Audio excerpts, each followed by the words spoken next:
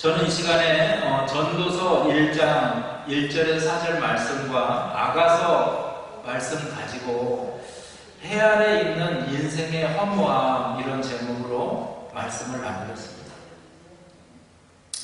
먼저 전도서의 특징을 말씀드리면 이 전도서에서 가장 중요한 것은 1장 1절에서 3절 그 안에 다 나옵니다. 4절은 목적이기도 해요.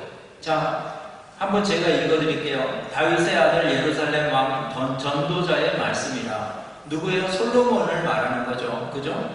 전도자가 이르되 헛되고 헛되며 헛되고 헛되니 모든 것이 헛되도다. 해 아래서 수고하는 모든 수고가 사람에게 무엇이 유익한가? 한 세대는 가고 한 세대는 오되 땅은 영원히 있도다. 누가 지었고 어떤 목적을 가지고 지었는지 또 우리 인생이 추구해야 될 방향이 무엇인지를 말씀해주고 있어요. 여기 다 끝납니다.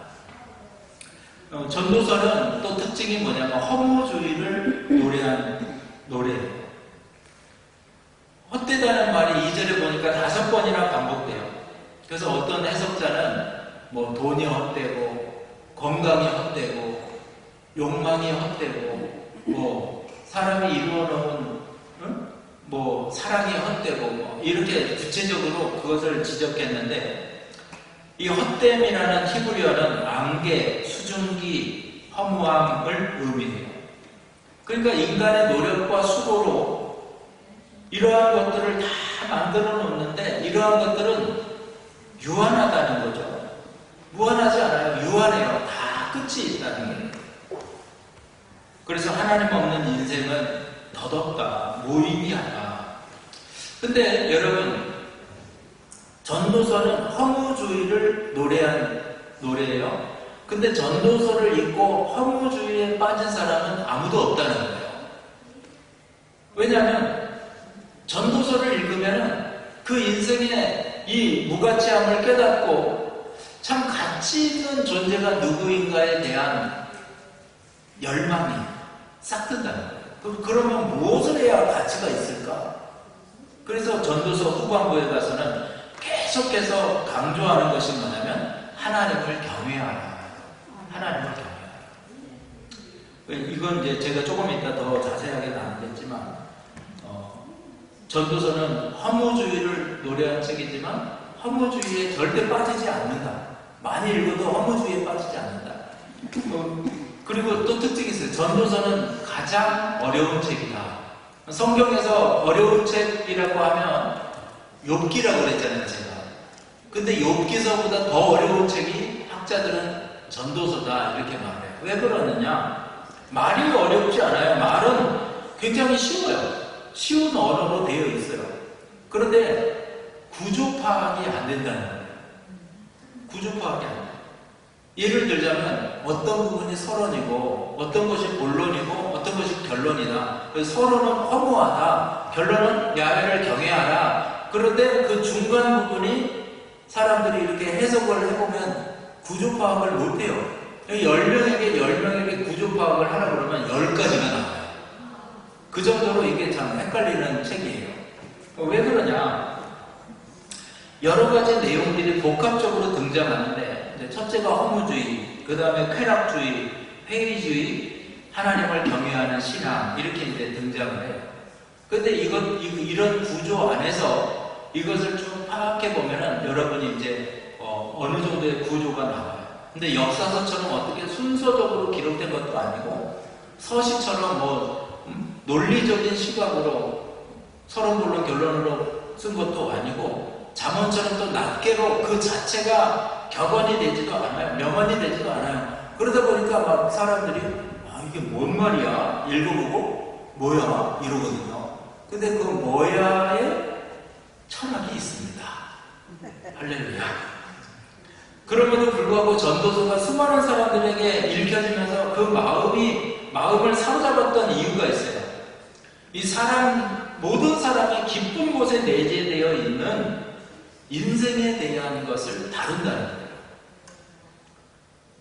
특히 이 마음에 있는 허무주의를 터치하기 때문에 이게 읽을수록 좋아지는 기쁨이 오는 거예요. 우리 세대는 그렇잖아요. 우리 세대가 좀 계신데 젊은 베르테르의 슬픔 뭐 이런 거, 그죠?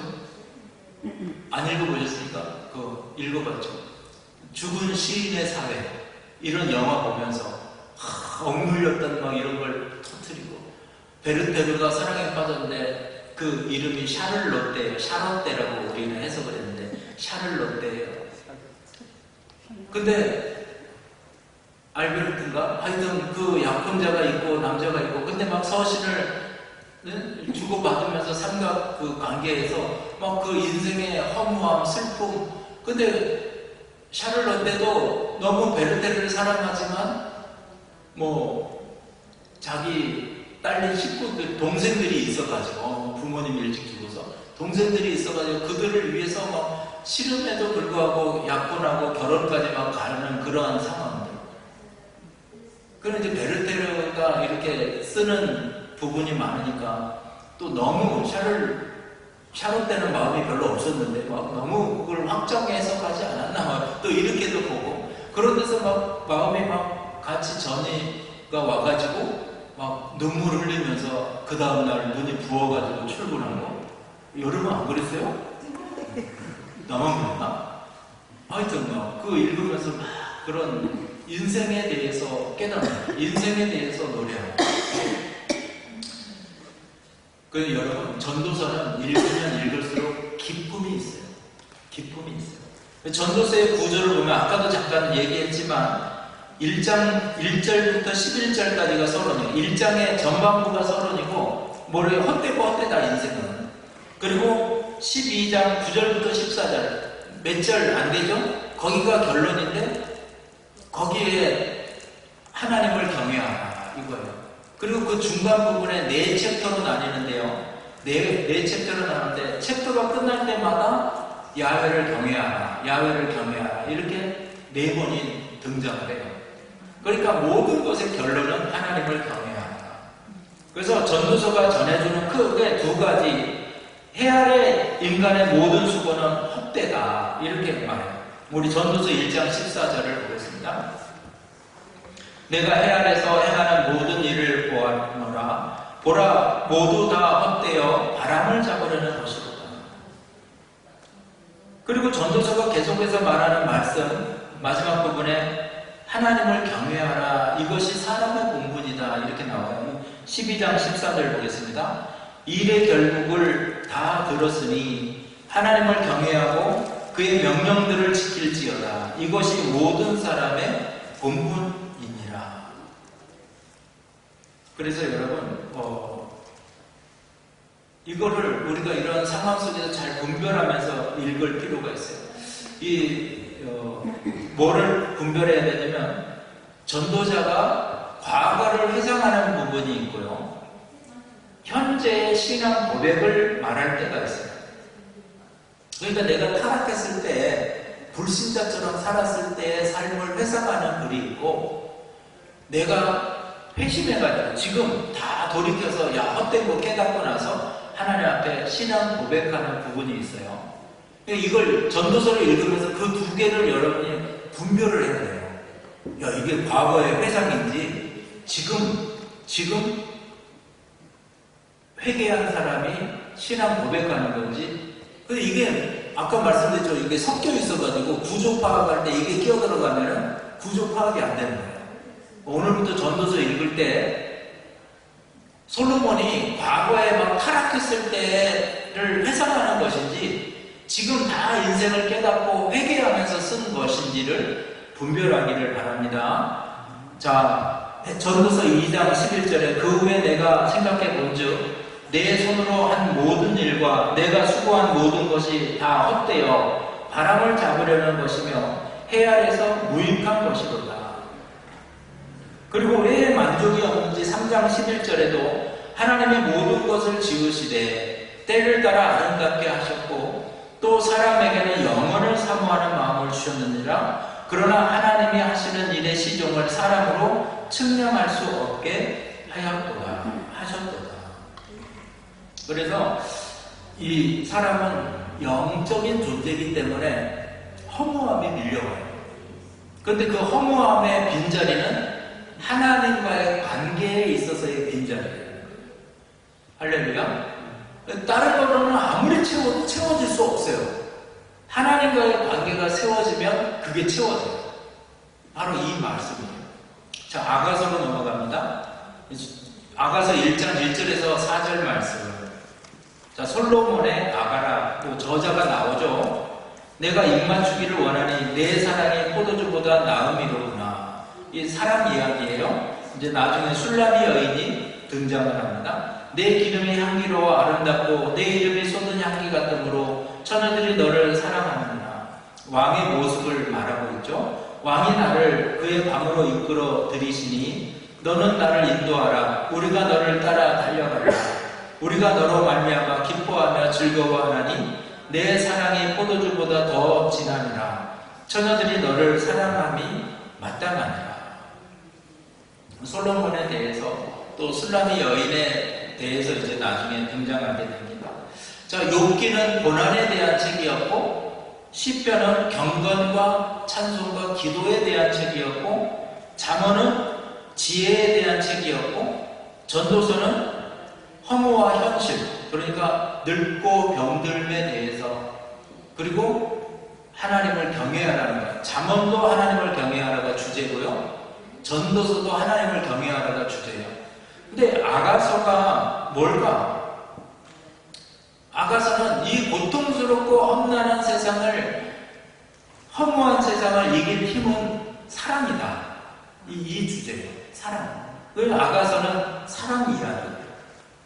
이 아가라는 히브리어 원어는 쉬르 하슈림인데, 이런 노래들 중에 노래라는 뜻이에요. 그리고 최상급의 표현으로 가장 아름다운 노래. 솔로몬이 약 4,000여 편의 시를 썼어요. 글을 썼어요. 그런데 그 4,000편 중에 가장 아름다운 노래, 최고의 노래, 바로 이게 아가서예요. 아가서. 근데 아가서는 문학적인 형태로 봤을 때 사랑시인데, 이게 구약에서부터 계속해서 고대 유대인들이 읽어왔어요. 왜 읽었냐? 이거를 해석을 했어요. 알레고리컬하게 해석해서 솔로몬 왕, 여기서 왕은 하나님, 술라미 여인은 우리 해가지고 하나님과 우리의 사랑 이야기 이렇게 해가지고 우리가 성경을 해석할 때부터 알레고리컬하게 해석을 했어요. 그래가지고 그렇게 해석을 해온 것이 지금까지, 그러니까 1980년대, 90년대까지 계속해서 그렇게 해석하는 것이 주류였어요. 그런데 1980년도부터, 아니 그 전부터 있었지만 90년대부터 강조되어 오는 신학이 뭐냐면, 이거를 우리가 알레고리컬하게 미리 해석하지 말고 그냥 사랑 이야기로 해석을 하자. 그냥 사랑 이야기로 읽자. 그리고 나서 우리가 큐티 하듯이 적용하는 거죠. 적용하는 거예요. 이 말씀을 적용하는 거예요. 그래서 이는 소설처럼 읽고 그 다음에 적용하는 거예요. 그리고 하나님과의 나와의 관계를 이러한 사랑의 관계로 만들어가는 거예요. 이렇게 요즘에는 해석하라고 권면하고 있어요. 여러분 미리 하나님은 왕, 누구죠? 술라미 여인은 우리 교회 뭐 이렇게 해서 미리 알레고리컬한 해석을 해놓고 접근하지 말고 그냥 있는 그대로 사랑 이야기로 읽어보시기 바라요. 근데 아가서를 읽다 보면은 아주 낯뜨거운 표현들이 많이 나와요. 그런데 그래서 이제 고대 유대인들은 30세가 되기 전에는 아가서를 못 읽게 했어요.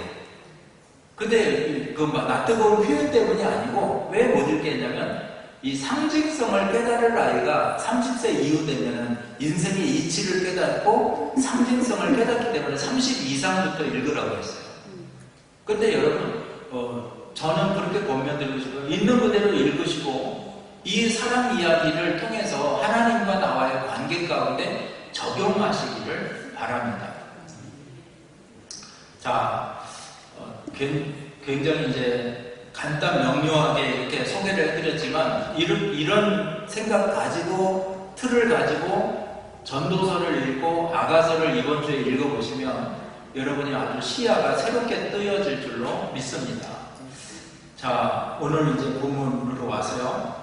손살같이 흐르는 시간에 세상의 시간 속에서 진짜 하루하루가 급변하고 있어요. 우리가 변하지 않으면 도태된다, 이 말들이 진짜 실감나는 시대예요. 그죠? 그래서 제가 유튜브를 통해서 새로운 정보를 이렇게 들어보면 와, 내가 저도 이제 막 밀리고 정보에 밀리고 막 그런 상황이에요. 그런데 한 가지 변하지 않는 것이 있어요. 세상은 유한하고 사망의 그림자가 이제 세상을 다 덮을 것이고 세상 사람들이 다 수고하고 애쓰는 그 모든 것이 헛되고 헛되다는 거예요. 바로 이게 전도서에서 말씀하고 있는 우리 인생이에요. 그렇다고 우리가 두려움과 절망 속에서 다 부질없어, 필요 없어 이러고 살라는 것도 아니에요. 아까 제가 말씀드렸죠? 전도서를 읽은 사람은요, 부질없어 다 이러고 사는 것이 아니라 더 부지런해지고 더 눈에 초점이 생기고 더 열정적이 되는 거예요, 삶에. 왜? 유한한 것을 깨닫기 때문에 그래요. 첫째로 세상에 영원한 것은 아무것도 없습니다. 아까 잠깐 말씀드렸지만 우리의 젊음도 건강도 에너지도 자유로운 삶도 어찌 보면은 언제까지나 계속되어지지 않아요. 우리가 거울을 보고 아침에도 이렇게 미소 짓고 힘찬 두 다리 가지고 또 척척 걸어가지고 이렇게 나왔는데 언제 우리가 거울에서 우리 모습 이제 봤을 때도 희끗희끗한 모습이 보이기도 하고 걷지 못하는 힘든 그러한 삶을 만나기도 할 거예요. 사람은 자기 이름을 내려고 또 많이들 노력해요. 근데 그 이름도 이제 자꾸 잊혀지고 그 누구였지 하고 생각되어질 때도 있다는 거예요. 우리가 세상에서 즐기는 이 모든 것, 젊음, 청춘, 지위, 명예, 권세, 부귀, 영화 이런 거 하나, 어떤 거 하나도 인간이 영원히 소유할 수 없다는 거예요. 자, 창세기 3장 19절에 내가 흙으로 돌아갈 때까지 얼굴에 땀을 흘려야 먹을 것을 먹으리니 내가 그것에 취함을 입었으며 너는 흙이니 흙으로 돌아갈 것이니라 하시니라. 인간의 죽음과 함께 다 사라진다는 것을 우리 너무나 잘 알고 있어요. 야고보서 4장 14절에도 내일 일을 너희가 알지 못하는도다. 너희 생명이 무엇이뇨? 너희는 잠깐 보이다 없어지는 안개니라. 빈손으로 왔다? 빈손으로 가는 거예요. 이 세상에 사는 동안 누리고 그리고 다 손 놓고 가는 거예요. 전 독일에 와서 깨달은 게 있다면은 집이 1800년도에 지은 집, 1600년도에 지은 집, 실제 사람이 살아요. 한국은 한 30년만 되면 집이 헐었다고 다시 지은다고 그러거든요. 재개발한다고. 30년 된 집을 지금 여기는 막 40년, 50년, 100년, 200년 된 집도 그대로 놔둬요. 그리고 외관을 막 리모델링 할 때 외관을 못 만지게 해요. 그러니까 외관을 그대로 복원하느라고 돈이 많이 든대요. 속안에는 마음껏 뜯어 고쳐도 되는데 외관은 그대로 놔두라는 거예요. 허가 지역마다 좀 다르긴 하지만 그걸 보면서 야, 참 비합리적이다 이렇게 막 생각을 했어요.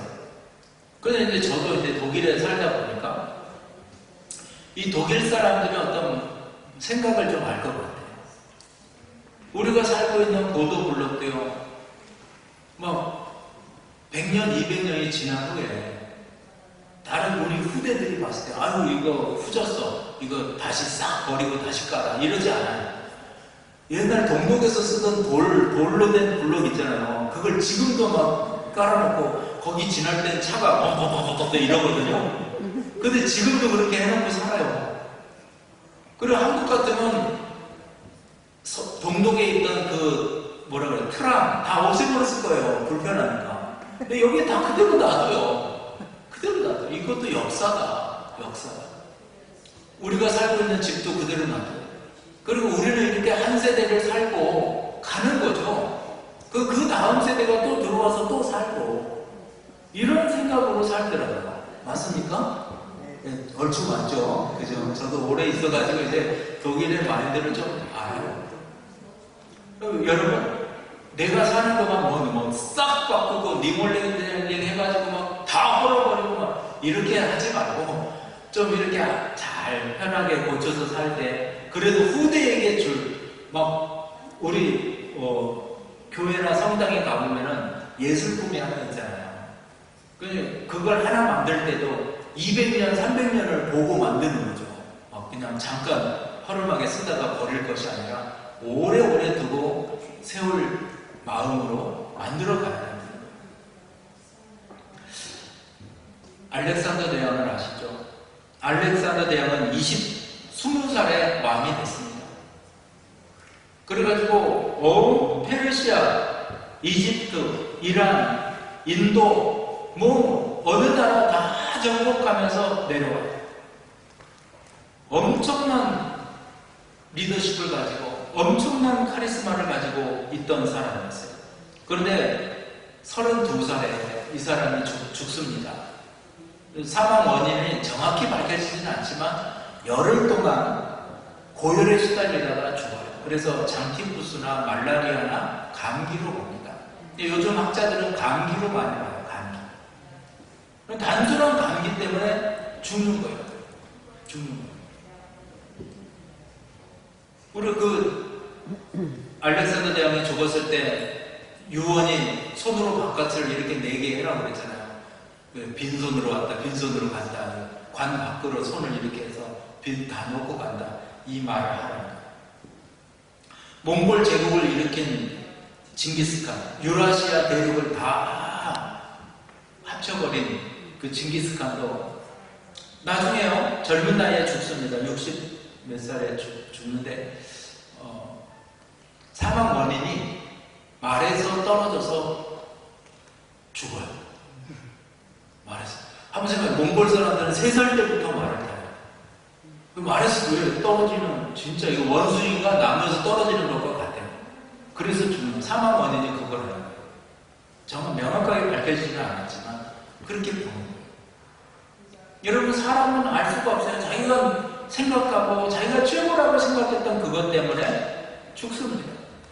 노벨 문학상을, 1954년 노벨 문학상을 받은 헤밍웨이는 엄청난 부를 가졌어요.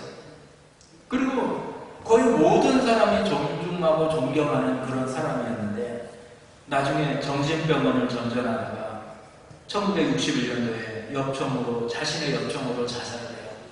그리고 남겨진 메모에 보면은 나는 전지약이 다 떨어지고 코드를 꽂으려 해도 전원이 없는 라디오의 진공관처럼 외로움과 공허함 속에 살고 있다. 나는 필라멘트가 끊어진 텅 빈 전구처럼 공허하다. 이런 고백을 했습니다.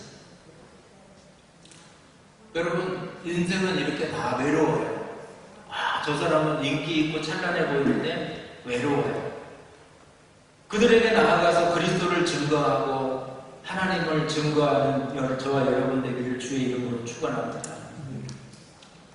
이사야서 40장 6절에서 8절 보니까 말하는 자의 소리여 가로되 외치라 대답하되 내가 무엇이라 외치리이까 가로되 나는 모든 육체는 풀이요 그 모든 아름다움은 들의 꽃 같으니 푸른 마르고 꽃은 시들면 야외의 기운이 그 위에 불미라.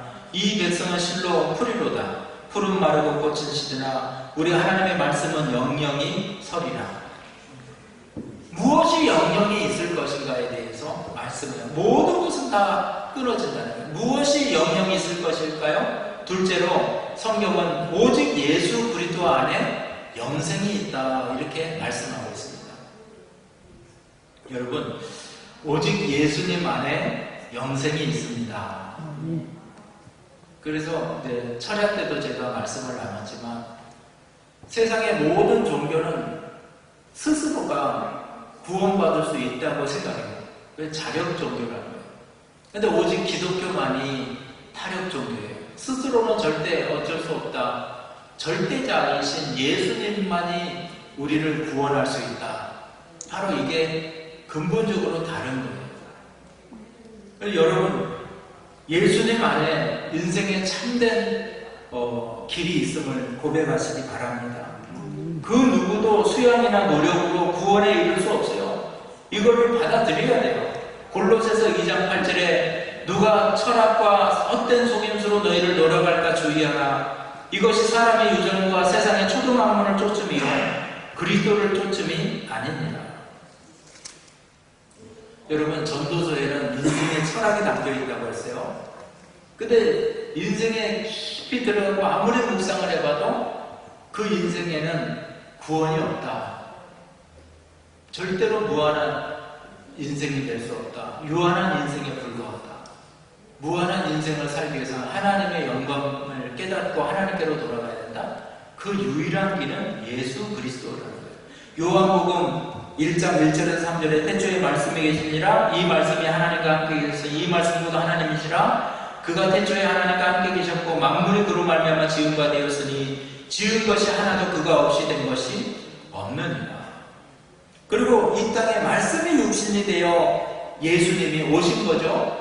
그리고 그 예수님을 믿는 자마다 우리 인간은 완전한 믿음을 얻을 수가 있는 거예요. 자, 히브리서 2장 18절 자기가 시험을 받아 고난을 당하셨은즉 시험 받는 자들을 능히 도우시느니라. 예수님은 우리를 대신해서 시험을 테스트 받으셨고요. 우리를 대신해서 죽으셨고요. 고난을 받으셨고요. 우리를 대신해서 몸짓고 피 흘리시고 십자가에서 죽으셨고요. 거기서 끝나는 것이 아니라 우리를 위해서 부활하셨습니다. 그래서 그 예수 그리스도를 통해서 저와 여러분은 죽음을 이기고 부활하는 은혜가 임한 것이죠. 조금 어려운 말로 이 땅의 유한한 삶 속에서 예수 그리스도를 만난 사람은 그 유한을 극복하고 영원을 살 수가 있어요. 그것을 이루신 분이 예수님이에요. 유한한 인생 안에 예수님이 들어오면 유한이 극복되고 무한한 인생이 되는 거예요. 영원의 삶이 영생이 되는 거예요. 이것이 복음입니다. 자, 요한복음 11장 25절에서 26절 예수께서 가르치되 나는 부활이요 생명이니 나를 믿는 자는 죽어도 살겠고 무릇 살아서 나를 믿는 자는 영원히 죽지 아니하리니 이것을 내가 믿느냐. 우리는 질그릇과 같은 존재예요. 쉽게 깨질 수 있고 연약해요. 그러나 우리 속에 복에 예수님이 담겼기 때문에 우리의 생명이 변화되는 거예요. 예수님을 만나기를 축원합니다. 어떻게 만날 수 있어요? 말씀이 육신이 되어 오셨기 때문에 말씀 읽을 때 만날 수 있어요. 할렐루야. 배너라는 영화가 있습니다. 루이스 윌리스가 1880년에 쓴 역사 소설이에요. 이 루 윌리스는 미국의 장군이에요. 변호사예요. 외교관이었어요. 이 사람의 친한 친구가 계속해서 예수 믿을 것을 이렇게 전도했어요. 권면했어요. 한 번 하면 되는데 두 번, 세 번 이렇게 자꾸 권면하니까 기분이 나빠졌어요. 그래가지고 변증적, 그러니까 그거를 좀 반론을 제기하고 싶은 거예요. 이거 잘못됐어. 너 지금 과학이 이렇게 발달하고 문명 시대인데 1880년대 무슨 일이 있었죠? 모더니즘. 그러니까 현대화 막 되고 있던 때예요. 현대화. 모든 산업도 막 현대화 되어져 가고 있는 그때 현대화. 그죠? 그런데 이러한 과학시대, 현대화 시대에 무슨 예수야 하면서 이 성경의 불합리성을 폭로하기 위해서 지적하려고 친구와 이제 싸우려고 변론하려고 성경을 읽기 시작했어요. 근데 이분이 학자니까 변호사고 굉장히 학자적인 게 있어서 무턱대고 하는 것이 아니라 이제 성경을 읽어보고 그런데 계속해서 성경을 뒷받침하는 여러 가지 고고학적 역사들이 발견되어져요. 이때 이제 막 여러분 막 많은 것들이 발견되어지는 거예요. 그때 중동 지역의 그 성경의 그 배경되는 그쪽을 이 열강들이 막 가가지고 탐험하고 옛날 물건들을 막 가져오고, 페르가몬 신전 같은 경우는 그때의 신전을 그대로 다 띄어다 놨잖아요. 배에 실어가지고. 그죠? 그러한 시기예요. 그러한 시기. 고고학적인 역사들이 계속 발견되다 보니까 성경은 허구라고 생각했는데 허구가 아니었던 거예요. 그래가지고 마침내 그렇게 읽다가 예수님을 만나버려요. 성경을 읽다가 예수님을 만나요. 그리고 나서 소설을 하나 쓰게 되는데 그게 바로 배너예요. 배너. 이 책의 주인공 유다 배너가 실제로 삶에서 구도자 하나님을 찾아요. 그러다가 예수님을 만나고 성경에서 말씀했던 그 예수가 바로 이분이구나, 이거를 깨달아 나아가는 장면을 이렇게 묘사해서 그 여정을 투사해가지고 자서전적으로 썼는데, 이것이 이제 나중에 소설로 나오고, 이게 이제 1959년도에 제작된 영화 배너는 아카데미 11개 이상 상을 차지하고 11개를 차지하고 엄청난 대작이 되는 거예요. 여러분, 이 땅의 수고와 혼란스러운 불확실한 상황 속에서 잊지 말아야 될 것은 예수님을 만나야 돼요. 예수는 지금도 우리를 부르고 계세요. 손 뻗고 계세요. 그 주님을 만나야 비로소 구원의 은혜를 경험하실 수 있어요. 어떻게 만날 수 있다고요? 성경을 읽을 때, 설교를 들을 때, 기도를 할 때, 기도 드릴 때, 여러분, 우리는 예수님을 만날 수 있다는 거예요. 그러니까 우리 가슴 속에 영원하신 예수님을 모시면 허무주의가 사라져요. 믿음, 소망, 사랑이 펼쳐지면서 정말로 평강의 삶이 된다는 것을 기억하시기 바랍니다. 세 번째, 마지막이에요. 하나님을 경외함이 영원한 삶의 길입니다. 자, 전도서에 전체 흐르고 있는 맥이 인생은 헛되고 하나님을 경외하라 라고 그랬어요. 네 가지로 챕터로 딱 분류되어 있다고 그랬죠. 첫 번째 단락 결론은 3장 14절이에요. 자, 그 마지막 부분에 경외하게 하려 하십니다.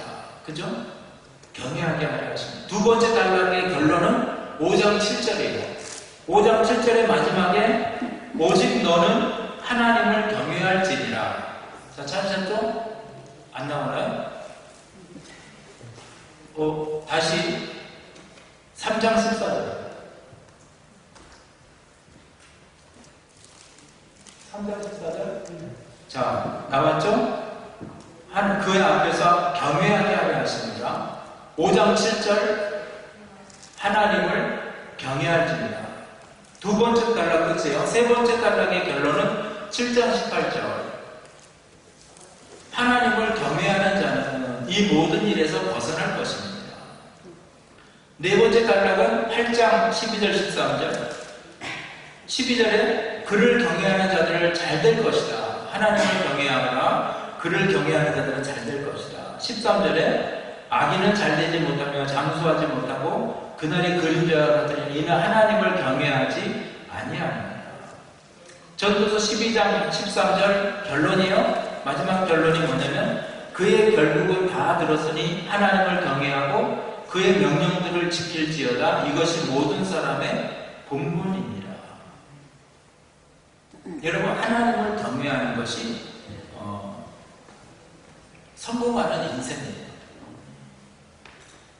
하나님께서 우리를 구원하기 위해서 사람을 보냈어요. 누구냐? 예수 그리스도예요. 당신의 아들인데 사람의 몸을 입혀서 보냈다는 거예요. 누구든지 그를 믿으면 구원을 받게 하겠다. 요한복음 1장 12절 13 영접하는 자 곧 그 이름을 믿는 자들에게는 하나님의 자녀가 되는 권세를 주셨으니 이는 혈통으로나 육적으로나 사람의 뜻으로 나지 아니하고 오직 하나님께로서 난 자들이니라. 이렇게 하나님의 뜻이에요. 이게 예수 그리스도를 통해서 구원하십니다. 저와 여러분을 부르십니다. 그 부르심에 순종하고 나아갈 때 저와 여러분은 참된 구원, 영원한 존재로 바뀌는 거예요. 그런데 그 하나님의 초청에 부르심에 불순종하면 하나님을 경외하는 것이 아니에요. 하나님을 두려워하는 것이 아니에요. 자기가 주인 되는 거예요. 거기에 대한 도움을 오늘 계속해서 말하고 있었던 거예요. 자, 로마서 6장 4절에서 5절. 그렇다면 하나님을 받아들이는 것이 뭐냐? 침례예요, 침례. 자, 그러므로 우리가 그의 죽으심과 합하여 침례를 받음으로 그와 함께 장사되었나니 이는 아버지의 영광으로 말미암아 그리스도를 죽은 자 가운데서 살리신 것 같이 우리로 또한 새 생명 가운데서 행하게 하려 함이니라. 만일 우리가 그의 죽으심을 본받아 연합한 자가 되었으면 또한 그의 부활을 본받아 연합한 자가 되리라. 그래서 그 단적인 예를 하나 드는데 그게 침례라는 거예요. 침례. 여러분 이제 올 여름에 우리가 한참 더울 때 침례식을 준비할 거예요. 주일날 이렇게 우리가 준비를 할 텐데 우리 순복음교회는 침례교와 똑같이 이렇게 물에 푹 잠겨요. 세례, 뿌리를 새로 하지 않고 잠겨요. 여기서 해도 이렇게 좀 높은 수영장이 필요해가지고 지금 고민인데 하여튼 여러분 침례를 의미가 뭐예요? 예수님과 함께 물에 들어갈 때 죽고 나올 때 부활, 십자가로 청산하고 부활하고 다시 사는 거예요. 이것을 상징해요. 그리고 내 옛사람은 죽고 새 사람 예수님과 함께한 새 사람이 지금부터 살아가는 거예요. 그것을 통해서 온전히 예수님 만나고 연합한 사람만이 부활에 참여함이 되니라. 이렇게 말씀하고 있는 거예요. 저와 여러분 정말로 하나님 말씀 안에서 침례를 통해서 주님과 인격적인 만남을 통해서 하나가 되기를 주의 이름으로 축원합니다. 요한복음 5장 24절이에요. 내가 진실로 진실로 너희에게 이르노니 내 말을 듣고 또 나 보내신 이를 믿는 자는 영생을 얻었고 심판에 이르지 아니하나니 사망에서 생명으로 옮겼느니라. 바로 이것이 하나님을 경외하는 자에게 주는 축복이라는 것이에요. 자, 결론적으로 말씀드립니다. 전도자는 헛되고 헛되며 모든 것이 헛되다 이렇게 고백했어요. 이것은 허무주의를 노래한 것이 아니라 인생이 얼마나 무기력하고 덧없는지를 말한 것이고 그것을 이기기 위해서는 하나님을 경외하라 여기로 초청하는 거예요. 오늘을 살고 있는 저와 여러분은 내일을 알 수 없어요. 그러나 예수님을 만나면 영원한 인생이 열려지기 시작해요. 이 땅에 살지만 천국의 인생을 살게 돼요. 우리가 전도서를 통해서 바로 이것을 깨달아야 돼요. 우리 인생을 직면하는 거예요. 내 삶을 직면하는 거예요. 나를 직면하는 거예요. 그래서 나는 누군가? 바로 여기가 풀어지는 거예요. 나는 지금 무엇을 위해 살고 있는가? 나는 지금 어떻게 영혼을 준비해야 될까? 거기에 대한 해답을 제가 말씀드렸어요. 예수 그리스도다 이렇게 말씀드렸어요. 그리고 예수님과 인격적인 만남은 어떻게 이루어질 수 있다고요? 말씀으로 이루어질 수 있다. 말씀이 육신이 돼서 오신 예수님이기 때문에 말씀으로 이루어질 수 있다. 바로 이거를 여러분 깨닫고 정말로 오늘 허무주의가 아니라 예수님이 저와 여러분의 중심 되기를 축원합니다.